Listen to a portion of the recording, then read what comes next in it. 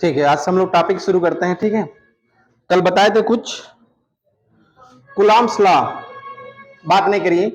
First जो topic है आपका वो है electric charge and electric field. Electric field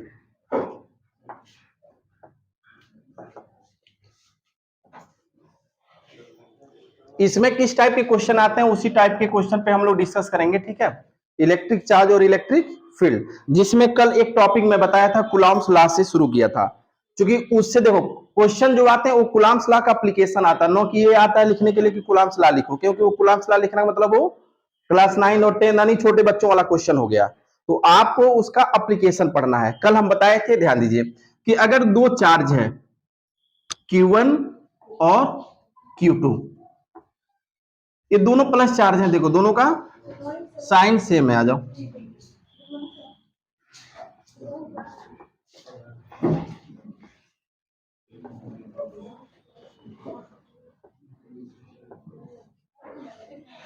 ठीक है। देखिए आप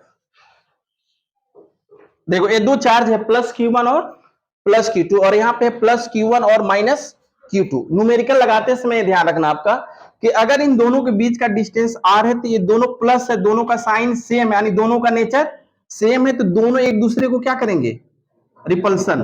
तो रिपल्सन का मतलब ये हो गया कि जब यह इस पे फोर्स लगाएगा तो इसकी डायरेक्शन इधर होगी, और जब यह इस पे लगाएगा तो इसकी डायरेक्शन, ये दोनों एक दूसरे से दूर जाएंगे। जबकि इसमें अगर आप देखो कि अगर एक प्लस चार्ज है और एक माइनस चार्ज है, तो यह इसको अपनी तरफ अट्रैक्ट करेगा और यह इसको अपनी तरफ अट्रैक्ट, यानी जब अनलाइक चार्ज होगा तो उनके बीच में अट्रैक्शन होगा, जब लाइक चार्ज होगा तो इनके बीच रिपल्सन होगा। और उसकी वैल्यू आप पढ़े हो F equal to 1/4 pi epsilon not Q1 Q2 upon R square. ये वेक्टर क्वांटिटी है। कौन सा है? Vector quantity. ठीक है, जिसमें कल हम एप्सिलॉन नॉट की यूनिट और डायमेंशन दोनों बता दिए थे। क्या था? कूलॉम स्क्वायर पर न्यूटन मीटर स्क्वायर। कैसे आया था ये भी बता दिए थे। डायमेंशन भी इसका आप निकाल लिए थे, निकाल लोगे ना? ठीक है, फिर देख लो एक बार, भूल गए होगे तो। क्यू कूलॉम का डायमेंशन क्या बताए थे? ए स्क्वायर टी स्क्वायर, न्यूटन का mL/t-2, और इसका हो गया एल स्क्वायर। तो ऊपर आप इसको ले जाओगे तो क्या हो गया? ए स्क्वायर टी स्क्वायर, एल का एल में मल्टीप्लाई करोगे तो एल क्यू होगा। चलो यहां लिख देता हूं एक स्टेप में और, mL/t-2। अब इसको ऊपर ले जाइए तो क्या हो गया? m पर -1, एल पे -3, t-2 है, टी स्क्वायर यानी t⁴ और a स्क्वायर। ये आपका डायमेंशन हो गया किसका? एप्सिलॉन नॉट का। यहां तक हम कल बताए थे और ये चीजें सबको याद होनी चाहिए। ठीक है, क्योंकि देखो जितने कोफिशिएंट है उनका यूनिट और डायमेंशन आपको याद होना ही चाहिए। ठीक है, और उसको रटना नहीं है, केवल फार्मूले अगर याद है और बाकी निकालने का तरीका आप सीख गए तो निकालोगे। कल जितना मैं बताया था डायमेंशन निकालने के लिए, अगर उतना याद है तो किसी भी फिजिकल क्वांटिटी का डायमेंशन आप फाइंड कर सकते हो, उसमें कहीं कोई दिक्कत नहीं होगी। ठीक है, ठीक है। अब इसके आगे देखिए आप, ये कल आप नोट भी कर लिए थे, बाकी चीजें नोट भी करते चलो। देखो ये इंपॉर्टेंट है, स्टार में लगा दे रहा हूं, जहां जरूरी है इंपॉर्टेंट उसको मैं स्टार लगा दूंगा, उसको जरूर नोट कर लेना। जैसे अगर मान लो कि ये चार्ज कहां रखा हुआ है? एयर में। मान लो ये चार्ज कहां रखा हुआ है? एयर में, हवा में या निर्वात में। हवा में या निर्वात में, ये दोनों चार्ज कहां रखे हुए हैं? निर्वात में रखा हुआ, नहीं कोई माध्यम नहीं है, कोई मीडियम नहीं है। तो उस कंडीशन में जब इसका फोर्स होगा, क्या लिखोगे? 1/4 pi epsilon not Q1 Q2 upon R square. तो अब यहाँ पे चूंकि निर्वात में हवा में, तो इसको 0 मान लो, यानी हवा है। तो यहाँ पे जो एप्सिलॉन नॉट है ये परमिटिविटी है किसका? परमिटिविटी ऑफ फ्री स्पेस है, फ्री स्पेस है, यानी निर्वात की विद्युतशीलता है, ये निर्वात की विद्युतशीलता है। अब इसी चार्ज को आपने किसी मीडियम में रख दो, किसी मीडियम किसी माध्यम में रख दो, मीडियम कुछ भी हो सकता है, मीडियम कुछ भी हो सकता है, जिसपे क्वेश्चन आया भी था आपका एग्जाम में, कल परसों जो पेपर दिए उसमें क्वेश्चन ऑब्जेक्टिव में आया भी था और आते भी रहते हैं, ठीक है। तो ये जब मीडियम में रखोगे तब इसका फोर्स को क्या मान लो, FM equal to 1/4 pi epsilon लेते हैं। देखो यहाँ पे क्या है, एप्सिलॉन नॉट, मतलब जीरो मतलब शून्य, कुछ नहीं है वहां पे, और यहाँ एप्सिलॉन ले लो, और ये हो गया क्या, Q1 Q2/r²। यह मीडियम का हुआ। तो यहां पे जो एप्सिलॉन है वो क्या है, परमिटिविटी ऑफ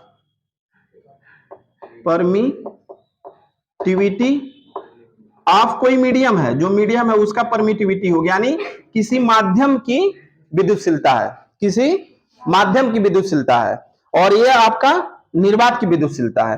तो जब इन दोनों को डिवाइड आप करोगे F0/Fm, तो यहां पे आपको मिलेगा क्या, 1/4 pi epsilon not Q1 Q2/r² upon 1/4 pi epsilon not Q1 epsilon upon Q1 Q2/r²। यहाँ केवल एप्सिलॉन लिखेंगे ना, क्योंकि इसमें केवल एप्सिलॉन है। तो अभी देखो ये कैंसिल हो गया, 1/4 पाई से 1, ये ऊपर चला जाएगा, तो यहाँ क्या बचा, F0/Fm इक्वल टू एप्सिलॉन/एप्सिलॉन नॉट।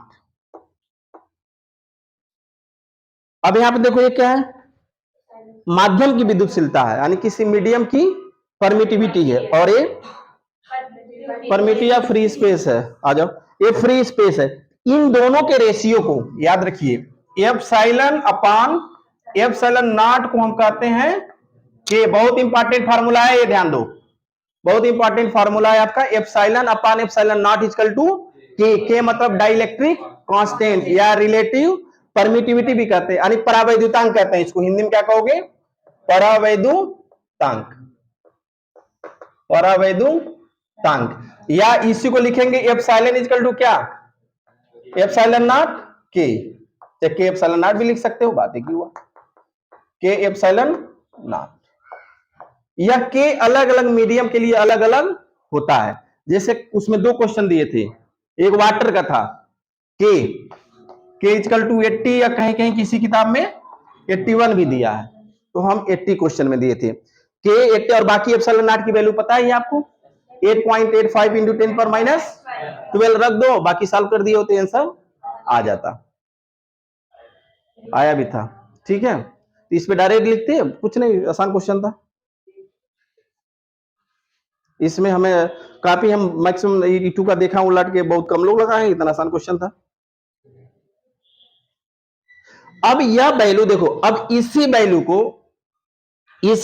को चाहो तो एप्सिलॉन की जगह लिख सकते हो, क्या करो, एप्सिलॉन की जगह आप रख दो, तो फाइनली जो फार्मूला आता है उसको हम लिखते हैं क्या, 1/4 पाई एप्सिलॉन नॉट के, क्योंकि एप्सिलॉन की जगह क्या लिख दिए, के।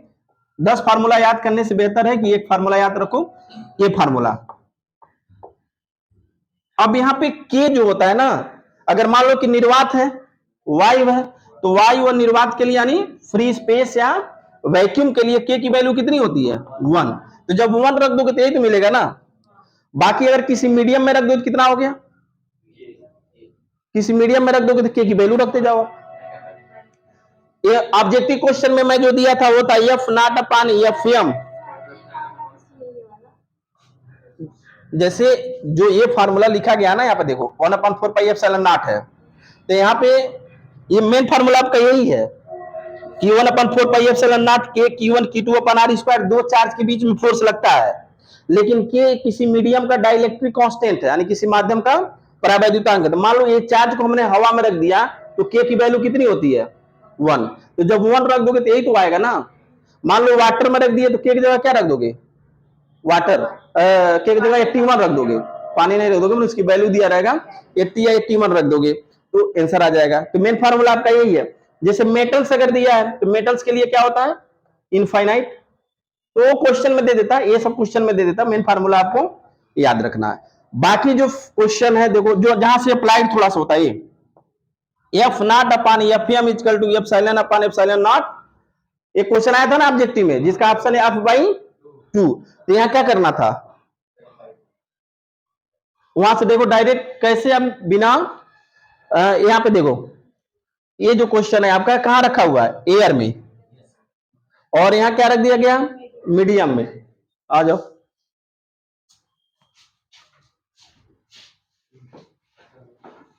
चलो आओ, जल्दी आ जाओ, जल्दी यहीं बैठ जाओ आगे।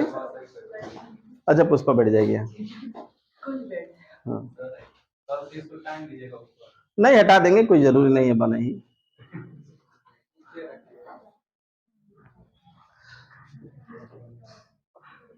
अब यहाँ पे देखो क्वेश्चन में दिया था कि अगर किसी चार्ज को हमने किसी हवा में रखा और उसे ऐसे माध्यम में रख दिया जिसका परावैद्युतांक कितना हो 2, तो बल का मान क्या होगा, फोर्स की वैल्यू क्या होगी। इसमें कितने लोगों का सही ऑप्शन हो, अरे मतलब तो देखो यहाँ पे क्वेश्चन में था कि जब एयर में रखे थे आप, F not upon F M, ये दोनों फार्मूला याद रखिए, F upon F not upon F M equal to के,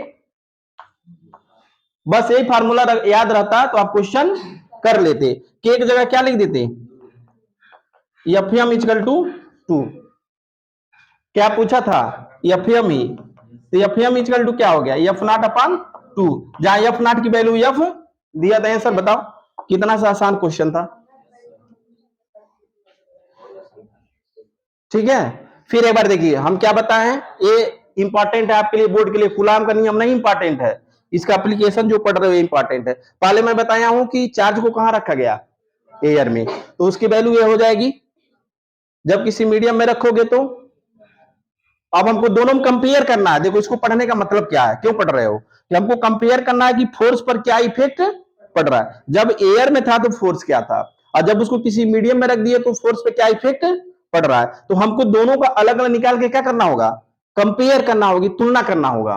तो दोनों को कंपेयर करने के लिए पहले आप एयर का लिख लिए, दूसरा मीडियम का लिख लिए। अब कंपेयर करने का मतलब दोनों को डिवाइड कर दो, जब दोनों को डिवाइड करोगे तो इसमें कुछ चीजें कट पिट जाएंगी। देखो तो क्या आ गया, F not upon F M equal to epsilon upon epsilon not.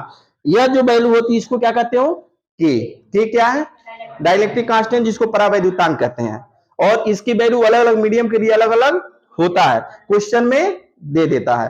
तो एप्सिलॉन इक्वल टू के एप्सिलॉन नॉट होता है, इस पे भी एक क्वेश्चन आया था, आप कर लिए होंगे, बहुत बढ़िया। दूसरा क्वेश्चन, हाँ ये तो इससे एक इक्वेशन मिला, दूसरा इससे ये भी मिलता है, F not upon F M equal to भी के होता है, क्योंकि ये दोनों सेम है।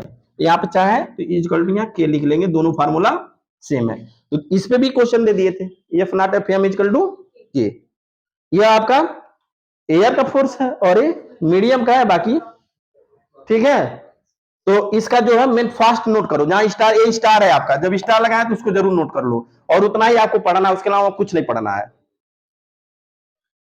जो कौन है इसमें जिसके पास किताब नहीं है, कोई ऐसा भी है, सबके पास है, और उसी किताब को पढ़ना है। आपका किताब खुद आपके लिए एक मोटिवेटर है, कि एक व्यक्ति किताब लिखा है और एक हम है कि उसका लिखा हुआ पढ़ नहीं पा रही, बताओ। हाँ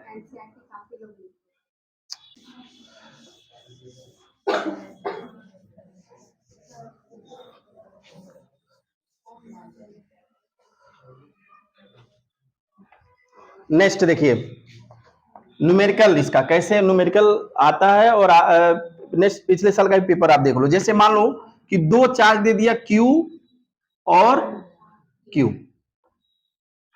दो चार्ज दे दिया Q और Q, दोनों प्लस चार्ज है, ठीक है। अब कह रहा है कि इनके बीच का जो डिस्टेंस है, मान लिया जाए R दिया होगा, कुछ भी दिया होगा, यहाँ पे कोई डाटा भी हो सकता है, न्यूमेरिकली डाटा भी हो सकता है, और बीच का डिस्टेंस भी न्यूमेरिकली डाटा हो गया।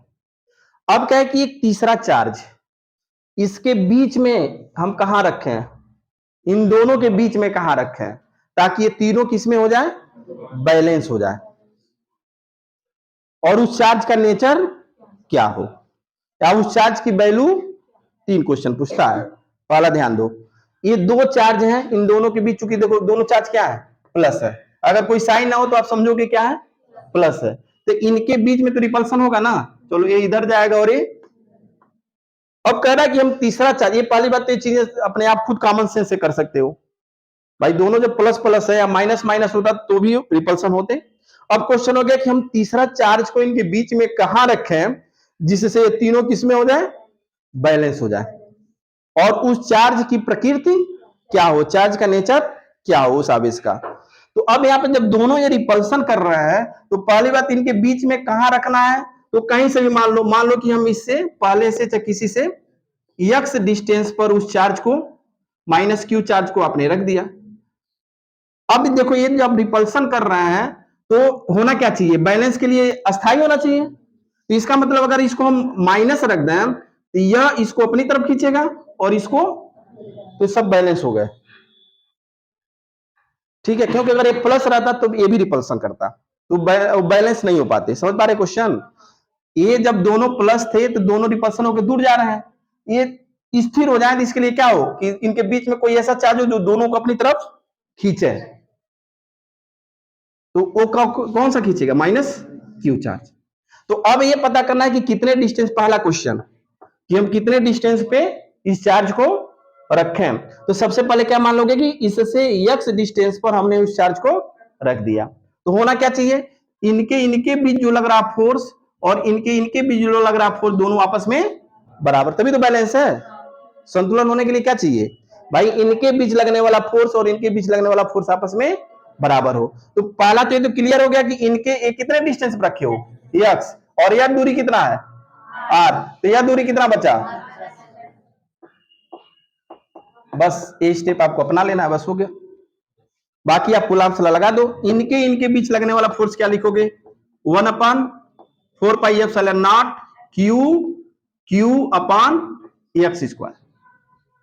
चूंकि वेक्टर क्वांटिटी है माइनस साइन नहीं लिखते हैं, उसमें केवल आप डायरेक्शन दिखा सकते हो। देखो इसके वजह जब इस पे फोर्स लग रहा है किधर आएगा, इधर, और इसके वजह से लगेगा किधर आएगा, इधर,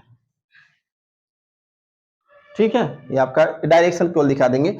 अब ये दोनों फोर्स आपस में, मान लो इनके बीच F1 लग रहा है और इनके बीच F2, ये दोनों आपस में क्या होना चाहिए, इक्वल होना चाहिए। 1/4πε0 क्यू, यहां क्या लिखेंगे, r माइनस एक्स का होल स्क्वायर। ये स्टेप किसको नहीं समझ में आ रहा पूछ लो, क्योंकि स्टार्टिंग है, यह जब तैयार हो गया तो आपका इलेक्ट्रिक फील्ड तैयार हो जाएगा। इलेक्ट्रिक फील्ड को बहुत तेजी से समाप्त करेंगे जब ये समझ गए। तो किसी को कोई डाउट हो तो पूछ ले।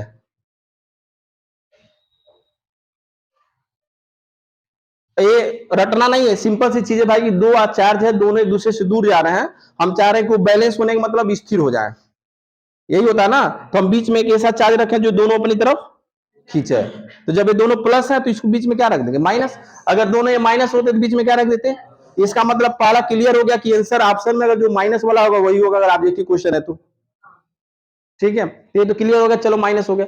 अब पूछ रहा कितने डिस्टेंस पे, तो मान लो पहले से x डिस्टेंस पे रखा गया है, तो जब इनके बीच का फोर्स और इनके बीच का फोर्स आपस में इक्वल होगा, ये सब क्या हो जाएंगे, कैंसिल। यहां क्या बचा, 1/r माइनस एक्स का होल स्क्वायर, या इसको क्या लिख सकते हो, r माइनस एक्स का whole square equal to x square, ये हो गया cancel. r minus x equal to x, या हाँ r इक्वल टू क्या हो गया 2x, या x इक्वल टू r/2। अब देखो अगर दोनों चार्ज सेम है तब तो बीच में ही होगा, हमेशा वैल्यू बीच में होगा, लेकिन अगर डिफरेंट डिफरेंट है तो अलग होगा। जैसे मान लो एग्जांपल के तौर पे, अगर मान लो हमने यहाँ पे 4e इलेक्ट्रॉन ले लिया और e इलेक्ट्रॉन ले लिया, ये बहुत फेमस क्वेश्चन है, सभी किताबों में एनसीईआरटी वगैरह सब में दिया है, 4e और e, और एक दूसरा दिया है 9e और e, ये दोनों क्वेश्चन अक्सर दिया। बीच का डिस्टेंस ले लो कितना, r। अब इसमें कोई चार्ज q हम कहां रख दें कि क्या हो जाए, बैलेंस। तो क्या करो, कहीं से ले लो, यहां से x डिस्टेंस पे आप रख दो चार्ज q, तो यह कितना बच गया, r माइनस एक्स। ठीक, तो पहले तो डिस्टेंस आप निकाल लो, इससे निकल जाएगा ना। क्या लिखोगे, 4e q upon x square equal to के, लिख लो यहां पे k q e upon r minus x का होल स्क्वायर। ये सब क्या हो गए, कैंसर। क्या बचा यहाँ पे, 4 बचा ना, 4 upon x square equal to 1/r minus x का होल स्क्वायर, या इसको क्या लिख सकते हो 4r माइनस एक्स का whole square equal to x square, या इसको क्या लिख सकते हो 2r माइनस एक्स का पूरा होल स्क्वायर लिख दो, लिखा जा सकता है ना, इजकल टू एक्स स्क्वायर, ये हो गया कैंसिल थे, क्या हो गया 2r minus 2x is equal to x, या 2r इजकल टू 3x, या x इजकल टू 2/3r, ये आपका आंसर हो गया। देख लो एक बार ये फिर अच्छे से इसको, क्योंकि इसी से इलेक्ट्रिक फील्ड है, और इलेक्ट्रिक फोर्स और इलेक्ट्रिक फील्ड दोनों में से एक क्वेश्चन इस टाइप के आते हैं, और यही सेम मेथड वहां पे भी यूज करोगे। यह डिस्टेंस निकला है आपका, अभी क्यू की वैल्यू निकालना पड़ेगा, क्यू का वैल्यू कितना होना चाहिए, तो अभी उसको बाद बताते हैं। जो मेन है, और आगे भी आपके इससे क्वेश्चन आते रहते हैं, वो सब रटवा देंगे, तुम लोग तैयार हो जाएगा, बशर्ते है कि तुम तैयार रहो सीखने के लिए। अब इसको बताया, घर जाके सो जाओ, घर जाके अगर इससे 5 क्वेश्चन भी लगा लोगे तो कभी भूलेगा नहीं।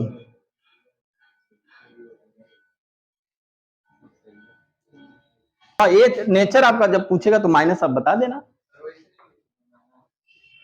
नहीं यहाँ पे नहीं, वो वेक्टर क्वांटिटी है ना, इसलिए प्लस और माइनस को नहीं लिखते हैं, वो डायरेक्शन अभी बताएंगे इसके बाद वाला, वो हमेशा मैग्नीट्यूड लिखते हैं। कुलाम सलाम पढ़े हो ना, देखो ऐसे पढ़े होगे, यह proportional to mod q1 into mod q2, तो ये मॉड बता रहा है कि प्लस भी माइनस भी प्लस में रहता है, कुलाम सलाम में।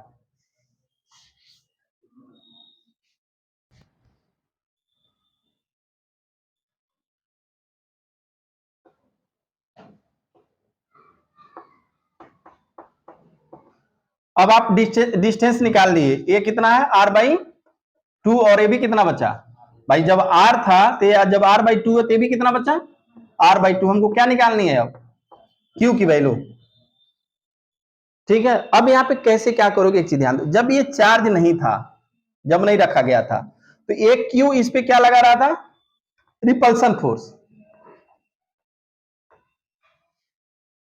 इसका मतलब भैया इस पे एक फोर्स लगा रहा था, कौन सा, रिपल्सन, है ना, ये दूर जा रहा था। अब हमको यहां लिखना है कि एक चार्ज रखना है, कौन सा हम चार्ज रखें, और उस चार्ज की वैल्यू कितना हो कि यह किस में हो जाए, बैलेंस, तो क्या रखे थे माइनस क्यू, जैसे ही माइनस क्यू रखे वैसे ही अब इस चार्ज की वजह से इस पे एक फोर्स लग रहा, और यह इसको अपनी तरफ खींच रहा। देखो अब जितना यह रिपल्सन लगाया था, इधर जा रहा था, उतना ही फोर्स अगर यह इस पे लगा कर अपनी तरफ खींच रहा है तो क्या हो गए, बैलेंस हो गए। तो कौन कौन सा फोर्स आपस में इक्वल होना चाहिए चार्ज निकालने के लिए, भाई इनके इनके बीच लगने वाला रिपल्सन फोर्स यानी प्रतिकर्षण बल इसके इसके बीच के आकर्षण बल के बराबर होना, तभी तो क्या होना चाहिए। फिर देखो एक बार, ये आपका चार्ज ये नहीं था पहले, तो यह इस पे रिपल्सन फोर्स लगा रहा था ना, ये कहां जा रहा है, दूर। बैलेंस होने के लिए क्या चाहिए कि जो हम चार्ज रखे हैं वो चार्ज इतना हो कि यह इसको अपनी तरफ खींचे, क्योंकि ये दूर जा रहा था पहले, पहले ये रिपल्सन हो रहा था, तो हम एक ऐसा चार्ज रखे हैं उस चार्ज की वैल्यू इतना हो कि यह अपनी तरफ अट्रैक्ट करे, ये अपनी तरफ अट्रैक्ट तभी करेगा जब यह माइनस होगा।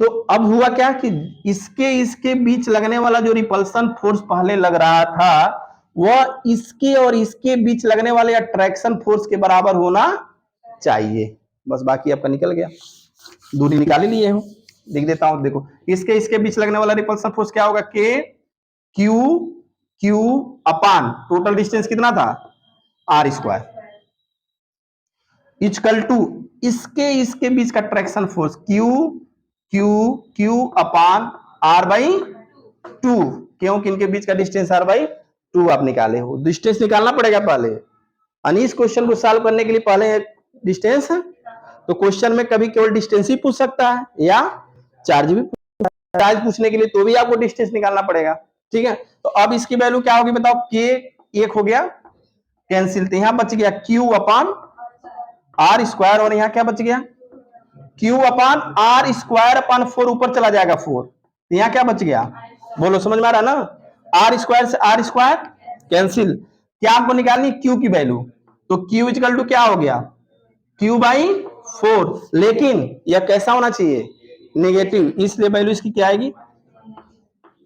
ये क्वेश्चन कई बार कई एग्जामों में बोर्ड में भी आया और हर राइटर के किताब में ये क्वेश्चन दिया है, चाहे बालाजी हो, विद्या में भी देख सकते हो, फिर क्या कहते हैं वो जो मैं लाता हूं एक एसएलओराम तो दिया, ये तो एसएलओराम में कई सारे क्वेश्चन दिया इस तरह का, राजीव में सब में दिया, इवन अवतार वगैरह लिए होगे पढ़ने के लिए, उसमें भी देखो एक क्वेश्चन दिया है। तो वहां पे तमाम समझ नहीं पाते हैं, आखिर में उसके पहले हम ये इसको इक्वल कर रहे थे, क्यों इसमें इसको इक्वल कर रहे हैं, है ना, तुम लोग भी कंफ्यूज रहे होगे, सही है ना, क्लियर की हुआ अब, क्योंकि ये बाद में रख रहे हो और हमें रखना होगा बाद में, इसलिए तो इसका मतलब हम ऐसा रखें कि ये इसको अपनी तरफ अट्रैक्ट कर रहे थे, जो रिपल्सन फोर्स पहले था उतना ही अट्रैक्शन फोर्स होना चाहिए। अब आप लोग निकाल के सब बताओ कि इसमें क्यू की वैल्यू क्या होगी, सब वैल्यू निकाल के बताओ। ए एक्स की वैल्यू निकाल ली हो आप ना, देखो यहाँ पे एक्स की वैल्यू कितनी आई है, तो यह डिस्टेंस कितना होगा, चलो यार लिख दो, क्या हो गया 2r/3, तो यह डिस्टेंस कितना होगा, r-2r/3, तो कितना बच गया r/, समझ में आ रहा है, अब r/3 हो गया। अब आप निकाल के बताओ q की वैल्यू क्या होगी,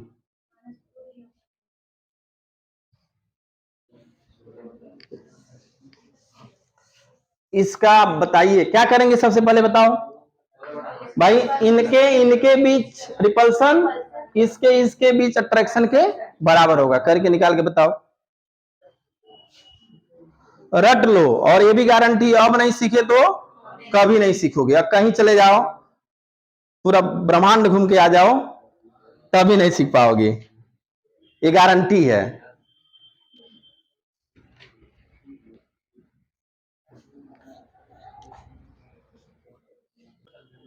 यहां जो डिस्टेंस निकला है वो देखो क्या करना है, इसके बीच फोर्स लिखो, क्या लिखोगे, के 4e इंटू ई, अच्छा डिस्टेंस आर है ना, आर स्क्वायर हो गया, सॉरी आर स्क्वायर, और इसके बीच का डिस्टेंस लिखो फिर के 4e इंटू क्यू अपान 4r स्क्वायर अपान 9, क्यों स्क्वायर करोगे तो हो गया, ए आर स्क्वायर से आर स्क्वायर कैंसिल, के 4e कैंसिल, यहां क्या बचा, ई इक्वल टू, यहां क्या बच गया, इसको बताओ 9q अपान 4, यही बचा ना, तो q इक्वल टू क्या हो जाएगा बताओ, 4e अपान 9, साइन क्या होना चाहिए, क्योंकि प्लस प्लस है तो माइनस, और अगर माइनस माइनस होता तो प्लस, बस हो तो गया ही, तो क्या था,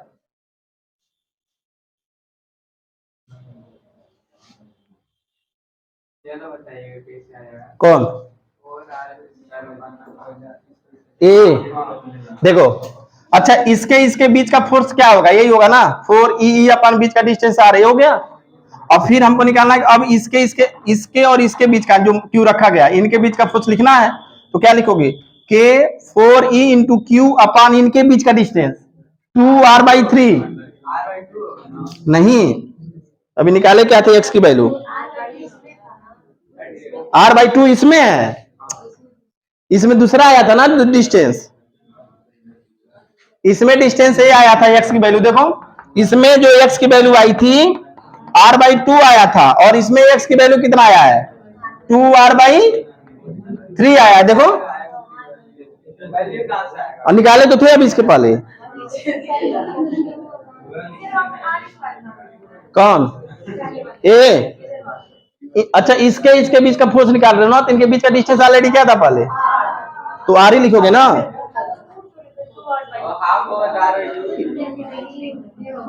इनके बीच का डिस्टेंस है। अच्छा फिर देखो एक बार, फिर से ध्यान दो तुम लोग, एक क्वेश्चन ये था कि ये 4e है, क्योंकि स्टार्टिंग में थोड़ा सा टाइम लगेगा बेस में, एक बार तैयार हो जाएगा, फिर 4e और e है, इनके बीच का डिस्टेंस कितना है आर। ये समझ में आ रहा है? ये क्वेश्चन है।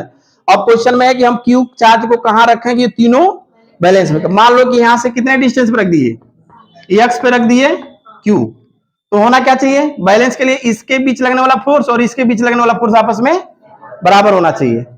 ठीक है, तो इसके बीच का फोर्स क्या लिखोगे, के 4E इंटू क्यू अपान एक्स स्क्वायर, और फिर इजकल टू के इंटू क्यू ई अपान, अब ये देखो यह टोटल आर था, यह एक्स है, कितना बचा, लिख देना आर माइनस एक्स, यही तो था। फिर तो ये क्या हो गया सब बताओ, के से के, क्यू क्यू ई सब कैंसिल हो गया, क्या बचा यहाँ पे 4 अपान, यानी इसको हम लिख सकते हैं 2 अपान एक्स का लिखा जा सकता है ना, equal to 1 upon r minus x का, ये हो गया कैंसिल। अब क्रॉस मल्टीप्लाई करोगे तो क्या हो गया 2r minus 2x equal to x, या 2r इक्वल टू 2x को इधर लाओगे x ऐड हो जाएगा 3x, तो r x इक्वल टू, क्योंकि x हमको निकालना है, कितना हो गया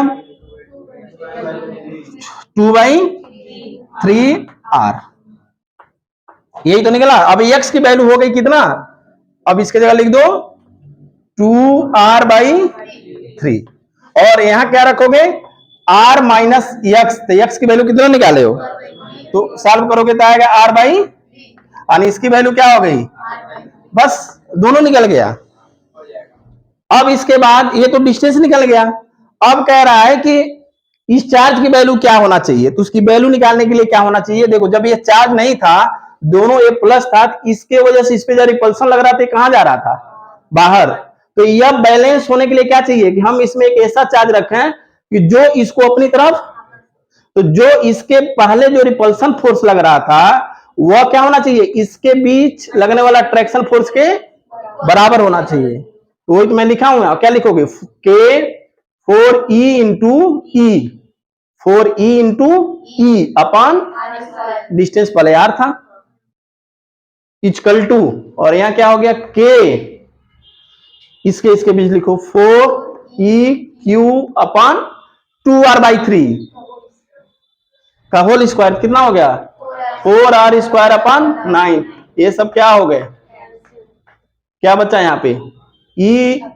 इक्वल टू, केवल E बचा ना, E इक्वल टू, ये ऊपर ले जाओगे तो कितना हो गया 9Q अपॉन 4, ये 4 है ऑलरेडी यहाँ पे ध्यान देना, तो Q इक्वल टू क्या हो गया बताओ 4E अपॉन 9, बस यहाँ चूंकि ये प्लस प्लस है तो क्या होना चाहिए, तभी अट्रैक्ट करेगा, माइनस आंसर हो गया, समझे।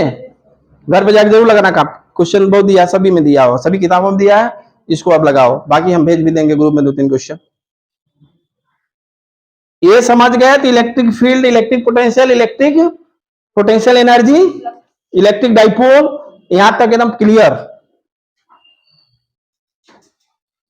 उसके बाद से फिर उधर कैपेसिटर होते, बहुत टफ नहीं है, थोड़ा सा शरीर और मन से दोनों अगर क्लास में बैठोगे तो बहुत टफ नहीं है, आसान है समझने का, बस थोड़ा सा लगाओ दिमाग।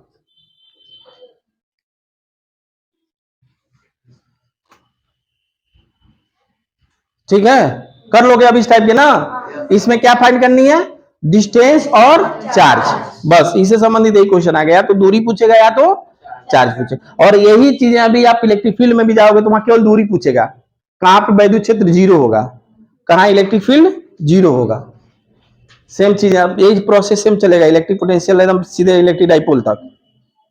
ठीक है, इरेज कर दें, टाइम क्या हो गया, आ जाइए सर, 5 मिनट सुन लो उनको भी, चूंकि शाम को टाइम वाला दिक्कत है, चलो डिस्कस कर लेते हैं हम लोग, बाकी टॉपिक तो चलेगा ही, पहला दिन है कवर हो जाएगा। हालांकि आज का टारगेट मेरा इलेक्ट्रिक फील्ड तक था, लेकिन तुम लोगों की बेस इतना स्ट्रांग है कि बेस मजबूत होने की वजह से थोड़ा सा स्पीड एकदम फर्स्ट से स्टार्ट हुआ है ना, हाँ एकदम पहला दिन से, पहला दिन का टारगेट थोड़ा सा आज कम हो गया, क्योंकि तो बेस बहुत मजबूत है इन सब का। हाँ वो कवर कर, जब आपका वो कवर, अरे 60 दिन का है, 65 दिन हो जाएगा, और क्या टाइम पर्याप्त है। अरे नहीं, बीच बीच में संडे भी रहेगा, हाँ उसमें उसका कोई दिक्कत नहीं, 2 महीने में कंप्लीट कर दिया जाएगा उसमें, नहीं एक बार ये तैयार हो जाएगा तुम लोगों का बेस ना, तो फिर कोई दिक्कत नहीं होगी, क्योंकि शुरू में बहुत मेहनत पड़े हो ना, फर्स्ट ईयर सेकेंड ईयर, मन से पढ़े भी हो, अभी तक पढ़ भी रहे थे, आगे पढ़ोगे भी। अब तक नहीं पढ़े लेकिन आगे जरूर पढ़ोगे, भरोसा है ना। और आप सभी का जो केमिस्ट्री वाला क्लास है शाम को 4 बजे से स्टार्ट हो जाएगा, ठीक है, 4 बजे से लेकर 4:50 तक, ठीक है। बाकी जो कुछ मिनट बचेंगे उसमें हम लोग रिवीजन किया जाएगा, इतना पढ़ा गया है, ठीक है। बीच में ही जैसे पूरा अगर मान लें 1 घंटे का अगर मैं पूरा रखता हूँ टोटल, तो 40 मिनट टोटली आपका चलेगा लेक्चर और 20 मिनट टोटली रिवीजन जो पढ़ाया जाएगा तुरंत, ठीक है। और उस रिवीजन में ही तो मजा आएगा। पढ़ लो, तैयार कर लो, बहुत ज्यादा, इसलिए फीस भी बहुत ज्यादा हम लोग देखो नहीं रखे हैं, पैसे वगैरह बहुत ज्यादा मायने नहीं है। पूरे साल पढ़ते हैं, थोड़ा जनरल विजुलाइज कर लेना। हाँ बताया, सब्जेक्ट के हिसाब से तो सर बता ही होंगे, उसका 20% भी नहीं है। तो भाई आपका एग्जाम है, आपको मेहनत करनी है, आपका भविष्य है, आप तैयार करोगे तो इसी डबल एनर्जी के साथ हम लोग पढ़ाएंगे, बताएंगे। और नहीं पढ़ोगे तो फिर खत्म। एनर्जी का जो फ्लो है अब पीक पकड़ेगा बहुत तेजी से, बहुत तेजी से। अगर ना शाम का जो 20 मिनट का जो रिवीजन होगा उसमें देखना एंजॉय एकदम फुल एनर्जी के साथ, इसी में लगा जा रहा है कि कुछ बेहतर हो जाए। ये करना चाहेंगे सब तब ना। जब ये सब रेडी है तो अपनी एनर्जी तो वैसे ही 100 के पीक के ऊपर जाएगा। अब 2-4 दिन में देखा जाए क्या है। नहीं करेंगे तो वो गांव में कहते हैं कि ना कब बार देखा वो गिरता। ठीक है, चलिए 10 मिनट है, आपको कुछ बताना हो बता दीजिए। नहीं क्या बताना है, मिलेंगे हम लोग शाम को ही, और शाम को ही दहाड़ा जाएगा। तो बैठो, तो अभी तो 9:06 हो रहा है, क्या करोगे भी जाके, तुम बता रहा। ठीक है तब बैठिए तब। हाँ एक क्वेश्चन और बता के छोड़ रहा हूँ।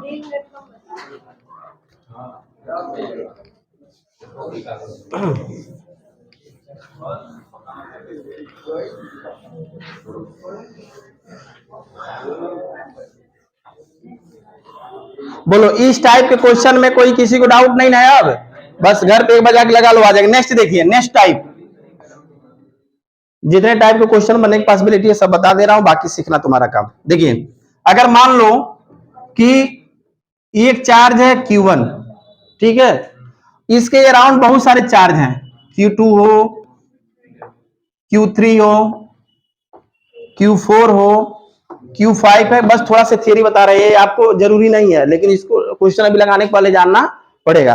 अगर मान लो हम कहें कि इस चार्ज पर कुल कितना फोर्स लग रहा है, तो इस चार्ज के अराउंड कितने चार्ज है बताओ? 4। कितने फोर्स लगेंगे? लगेगा ना। तो क्या करना है कि अलग अलग चार्ज की वजह से हम 4 बल निकालेंगे। अरे क्या लिखोगे? Q1 Q2 एक साथ, Q1 Q5 एक साथ, Q1 Q3 एक साथ, Q1 Q4 एक साथ। तो 4 फोर्स हुआ ना। उन चारों फोर्स को अलग अलग निकाल के फिर उनको हम जोड़ देंगे तो टोटल फोर्स निकल जाएगा। लेकिन जोड़ेंगे कैसे? वेक्टर मेथड से। एल्जेब्रिक मेथड नहीं, प्लस माइनस वाला। कौन सा मेथड लगाना है? वेक्टर। ठीक है, ठीक है। अब इसका एग्जांपल देखिए, केवल इतना जानना है, ये आपके लिए महत्वपूर्ण नहीं है, क्वेश्चन इसका महत्वपूर्ण है। देखो, पहले एकदम इजी क्वेश्चन बता रहा हूं, सिंपल सा, और ये बहुत पॉपुलर क्वेश्चन है। ये क्वेश्चन भी आपका पॉपुलर है, सीबीएसई बोर्ड का पेपर देखे होगे, पिछले साल दिए हो ना, देखे होगे आप। इसमें क्वेश्चन उसमें भी आते हैं। देखो, ए प्लस चार्ज है, ए स्क्वायर है आपका, प्लस चार्ज है, minus Q plus plus minus Q. इसको आप मान लो ए, इसको मान लो बी, इसको मान लो सी, इसको मान लो डी, साइड मान लो ए। हालांकि ये न्यूमेरिकल वैल्यू भी देकर क्वेश्चन दे देता है।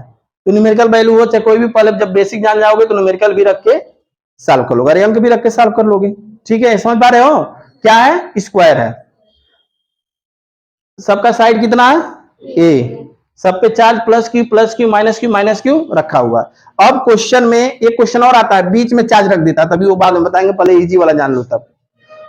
अब किसी पे भी, इस पर किसी पे भी पूछ सकते हैं। मान लो इसी पे हम कह दिए कि सी पर रखे हुए चार्ज पर कुल कितना फोर्स लगेगा, यानी नेट फोर्स फाइंड करिए। Find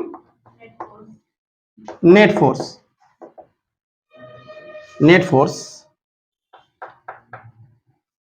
placed on charge 8 point C। यानी सी बिंदु पर रखे हुए आवेश पर नेट बल फाइंड करिए, चाहे प्राप्त करिए। ठीक है, तो अब जिस पे निकालना उसको आप ढक लो। अब देखो चारों तरफ कितने चार्ज हैं, 3। कितने बल लगेंगे, 3। ये क्लियर है ना।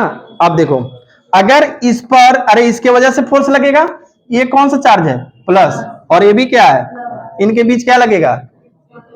तो जब इस पे लगेगा फोर्स, जब इसके वजह से इसी पे निकालना है, तो इसी पर फोर्स सभी चार्ज की वजह से लगेगा, तो यही हिले डुलेगा, बाकी तो ठीक है ना। तो जब इसके वजह से जब इस पे फोर्स लगेगा तो ये कहां जाएगा, बाहर।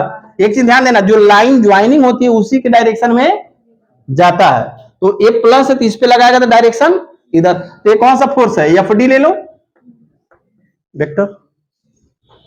ठीक, अब इसके वजह से जब इस पे लगेगा तो क्या होगा, बताओ क्या होगा, ये अंदर की तरफ हो जाएगा ना, एफ बी ले लो।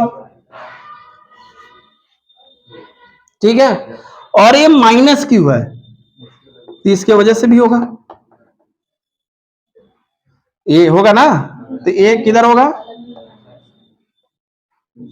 इसको क्या मान लो, एफ ए। पहले ही हम तब बना दिए पूरा, ऐसा कर दो, नहीं ये अभी कंफ्यूज ज्यादा हो जाओगे, इसको प्लस प्लस कर देता हूं तो थोड़ा सा आसान रहेगी समझने में। पहले आसान कर लो, नहीं पहले ही घबरा जाएंगे सब। सबका थोड़ा ना मान लो पहले से पढ़े हो तो समझ रहे हो, मान लो सब। चलो ये प्लस की वजह से समझ में आ रहा है ना, इधर जाएगा। अब यह जब इस पे लगाएगा तो ये किधर जाएगा, बाहर की तरफ। ये भी लगाएगा तो किधर जाएगा। एक चीज ध्यान देना है, जो लाइन ज्वाइनिंग होगी चार्ज के बीच में उसी के डायरेक्शन में, ये नहीं कि मतलब यहाँ तो ऐसे ही समझ दो। ठीक, तो ये क्या हो गया आपका, एफ ए। बोलो कितने फोर्स लगे, 3। ये तीनों लिख लोगे। अब तीनों को अलग अलग लिखिए आप। चलो एफ डी, एफ डी लिखो, क्या लिखोगे, के, अरे 1/4 पाई एप्सिलॉन नॉट को हम के लिखे हैं, Q1 Q2, तो क्या हो गया, क्यू स्क्वायर अपान बीच का दूरी ए स्क्वायर। ठीक है, इसके बीच क्या लिखोगे, वही एफ बी के q square upon a square. अब ए निकालिए एफ ए, तो एफ ए जब आप निकालोगे तो क्या लिखोगे, के क्यू स्क्वायर अपान। अब यहाँ पे एक चीज देखो, यह डिस्टेंस आपका ए है और यह ए है, यह नहीं दिया है, तो ये डायगोनल हो गया, विकर्ण हो गया किसका, वर्ग का। वर्ग का विकर्ण क्या होता है, a√2 होता है। अगर नहीं भी पता है तो भी क्या होगा, पाइथागोरस थ्योरम से निकाल लो, तो क्या हो जाएगा, a√2। तो यहाँ क्या लिखोगे, दूरी में इनके बीच a√2 का होल स्क्वायर, या इसकी वैल्यू क्या होगी, के क्यू स्क्वायर अपान 2a स्क्वायर। ये तीनों निकालने में किसी को कोई दिक्कत नहीं होनी चाहिए। अब इसके बाद खेल शुरू होता है। ये तो बेसिक निकल गया, अब इसके बाद खेल शुरू करना, कहां कैसे जोड़ोगे इसको। अब ऐसा नहीं इसको जोड़ देंगे हो जाएगा, अब इसके लिए क्लास 11 में जाना पड़ेगा।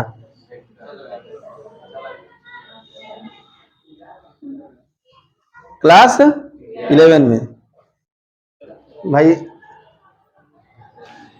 देखो, आप ए एफ डी इधर है, एफ बी इधर है, एफ ए इधर है, तीनों 3 डायरेक्शन में कैसे पता करोगे। इसलिए देखो इन दोनों को देखो, ये आपका एफ डी हो गया और ये क्या हो गया, एफ बी।